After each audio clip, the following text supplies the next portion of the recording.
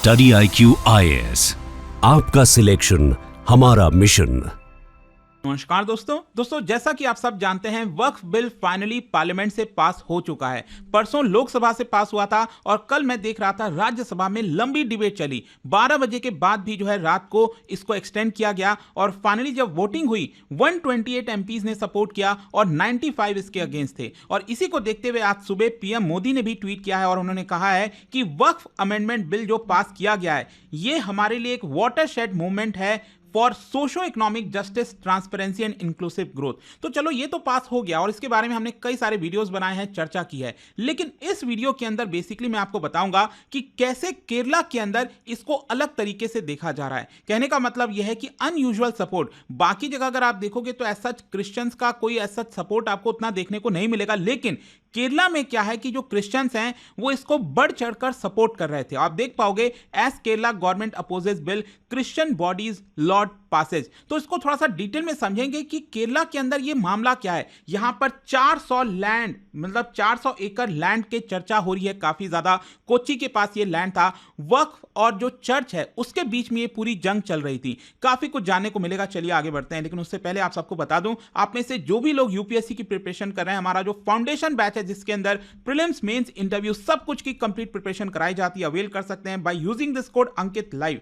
चलिए शुरुआत करते हैं। देखिए मैं आपको बता दूं, बिल 2025 जो वक्फ बिल 2025 है ये तो पास हो गया है और इसको देखते हुए जो कैथोलिक चर्च है और बाकी के कई क्रिश्चियन ऑर्गेनाइजेशंस हैं केरला के अंदर, उन्होंने इसको वेलकम किया है और उन्होंने आशा दिखाई है कहीं ना कहीं इसकी वजह से जो कोच्चि के पास एक जगह है जिसका नाम है मुनंबम, वहां पर जो रेसिडेंट्स हैं, जो क्रिश्चियन कैथोलिक्स हैं, उनको एक प्रकार से न्याय मिल पाएगा। जो उनका ओनरशिप राइट है लैंड का वो यहां पर मिल पाएगा। तो इसको थोड़ा सा मैं आपको बताऊंगा। लेकिन इधर आप देख सकते हैं जो मुस्लिम ऑर्गेनाइजेशंस हैं और जो पॉलिटिकल पार्टीज हैं जैसे कांग्रेस और सीपीआईएम, उन्होंने इस बिल के पैसेज को गलत ठहराया है। उन्होंने कहा है कि ये कॉन्स्टिट्यूशन के खिलाफ है। तो क्वेश्चन अब ये आता है कि केरला के अंदर ये जो लैंड डिस्प्यूट है मुनंबम, ये एग्जैक्टली क्या है। मैं आपको पहले इसकी लोकेशन बताता हूं। केरला में अगर आप देखोगे कोच्चि, ये रहा आपका कोच्चि, और इसके नदन साइड में ऊपर की तरफ लगभग 40 किलोमीटर दूर अगर आप जाएंगे तो यहां पर एक छोटा सा टाउन है, जगह है जिसका नाम है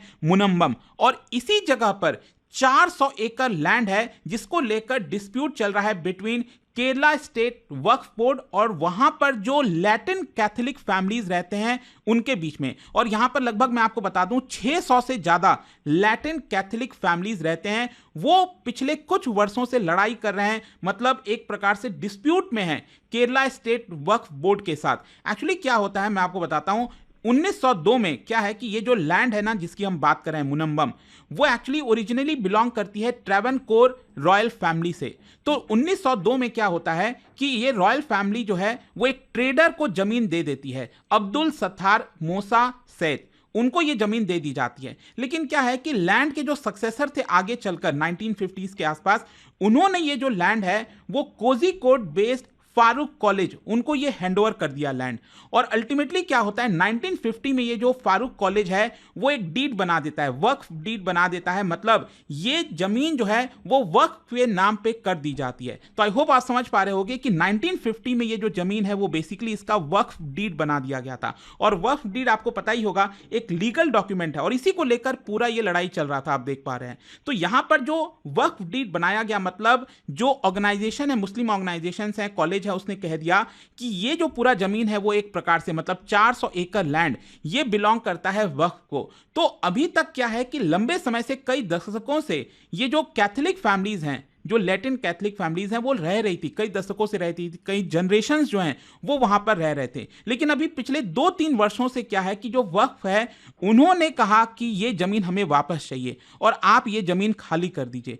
इसी की वजह से ये पूरा प्रॉब्लम चल रहा था। मतलब लैटिन कैथोलिक फैमिलीज कह रही हैं कि देखिए हमें जानबूझकर उस जमीन से निकालने की कोशिश की जा रही है। इनफैक्ट मैं आपको बताता हूं, यहां पर वक्फ बोर्ड ने केरला की रेवेन्यू डिपार्टमेंट को एक ऑर्डर जारी कर दिया और यह कहा कि आप इन रेसिडेंट से कोई भी प्रॉपर्टी टैक्स मत लीजिए। और 2022 से ये जो लैटिन कैथोलिक फैमिलीज रह रही हैं वहां पर, उनसे किसी भी प्रकार का प्रॉपर्टी टैक्स नहीं लिया गया। मतलब उनका हक एक प्रकार से छीना जा रहा है, ये आर्गुमेंट दिया जा रहा था। और इसीलिए क्या है कि 2022 से ही जो मुनंबम में क्रिश्चियन फैमिलीज रह रही हैं वो इस चीज को लेकर फाइट कर रही हैं। वो कोर्ट भी गई थी इसको लेकर, लेकिन ऐसा कोई इशू जो है उसको रेज नहीं किया गया। लेकिन फाइनली क्या है कि पिछले साल सितंबर में बीजेपी ने इस मुद्दे को उठाया और उसी के बाद ये काफी ज्यादा हाईलाइट हो गया। इनफैक्ट पिछले साल नवंबर के महीने में केरला सरकार ने एक इंक्वायरी कमीशन भी बैठाई थी, led by farmer Kerala high court acting chief justice Ramachandran Nair. लेकिन क्या होता है कि ये जो पूरा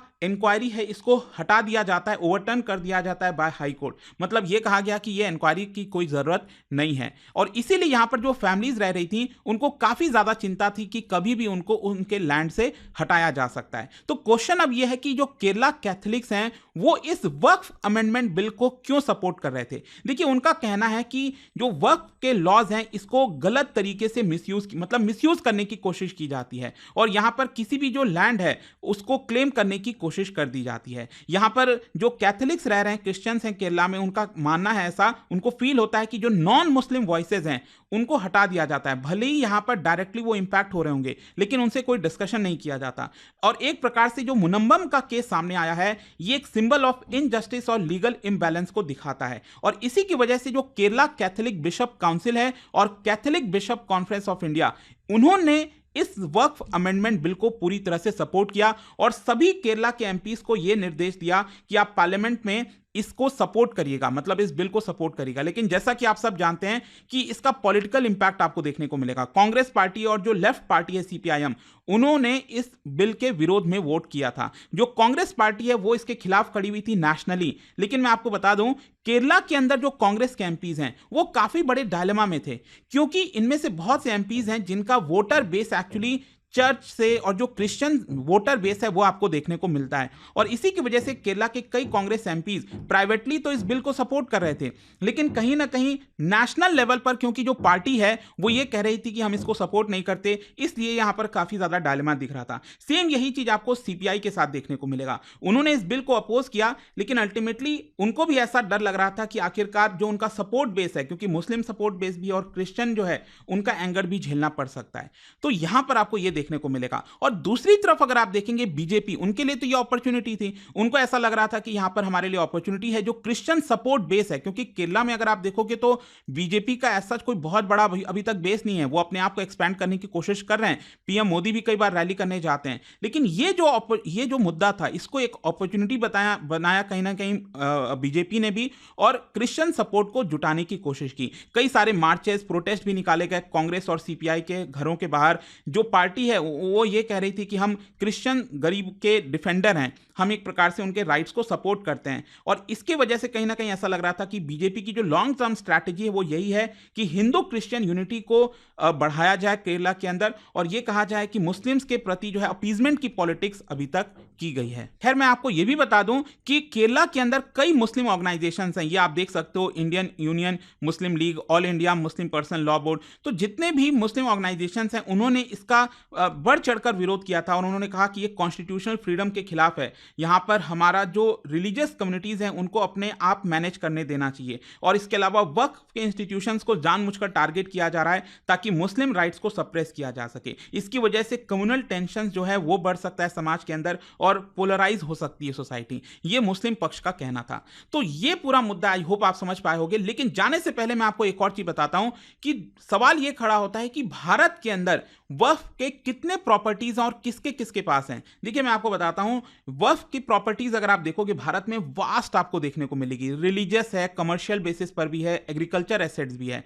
और टोटल अगर मैं आपको लैंड की बात करूं, नंबर ऑफ जो वक्फ इमूवेबल प्रॉपर्टीज है उसकी संख्या है 8,72,324। इनफैक्ट अगर आप ये मैप देखोगे भारत का तो इसमें आपको देखने को मिलेगा कि सबसे ज्यादा जो वक्फ की प्रॉपर्टीज है वो उत्तर प्रदेश में है, फिर बंगाल में है, पंजाब में है, तमिलनाडु में है, कर्नाटका में है। एग्जैक्टली आप देख सकते हैं जितना भी वक्फ का प्रॉपर्टीज है 8 लाख से ज्यादा, उसका 27% मतलब 2,32,000 लैंड ये उत्तर प्रदेश में है वक्फ का। फिर इसके अलावा अभी आप देख सकते हैं वेस्ट बंगाल में 80,000 से ज्यादा प्रॉपर्टी है, पंजाब में 75,000 से ज्यादा, तमिलनाडु 66,000, कर्नाटक का 62, गुजरात में 39,000। इस तरह से आपको ये पूरा देखने को मिलेगा। और ये जो इमूवेबल प्रॉपर्टीज हैं वक्फ के द्वारा, वो किस किस चीज में यूज किया जाता है। देखिए, इन पूरे प्रॉपर्टीज में से 1.5 लाख जो प्रॉपर्टी है वो ग्रेवयार्ड है। फिर इसके अलावा 1,40,000 ऐसे हैं जो एग्रीकल्चर लैंड्स हैं। शॉप्स कितने हैं? लगभग 1,13,000। मस्जिद कितने हैं? 1,19,000 प्रॉपर्टीज। तो ये सब आपको समझ में आ रहा होगा। मतलब आज के डेट में भारत के अंदर आप समझिए, मतलब रिलीजियस ऑर्गेनाइजेशन में अगर आप देखोगे ना, सबसे ज्यादा प्रॉपर्टीज, इमूवेबल प्रॉपर्टीज, वो वक्फ के पास हैं। खैर, इस वीडियो के माध्यम से ये जो पूरा मुद्दा चल रहा था, केरला को लेकर इतना डिस्कशन हो रहा था, वो आपको समझ में आ गया होगा। और जाने से पहले एक इंटरेस्टिंग क्वेश्चन, क्योंकि अभी ये अमेंडमेंट बिल पास किया गया, इसी से रिलेटेड 2 स्टेटमेंट मैंने यहां पर दिए हैं। आपको बताना है कौन सा स्टेटमेंट करेक्ट है, और इसका जो राइट आंसर है आप सब जानते हैं, मेरे इंस्टाग्राम पर तो मिलेगा ही। वहां पर अगर आप नहीं हो, कोई बात नहीं, टेलीग्राम से ले सकते हैं इसका सही उत्तर। मैं कई सारे जो MCQs हैं वो यहां पर स्टोरीज में डालता रहता हूं। और जैसा मैंने आपको बताया, अगर आप यूपीएससी की तैयारी कर रहे हैं, कोई भी बैच चाहते हैं यूपीएससी से related, you can use this code Ankit live to get maximum discount. Study IQ IAS, आपका सिलेक्शन हमारा मिशन।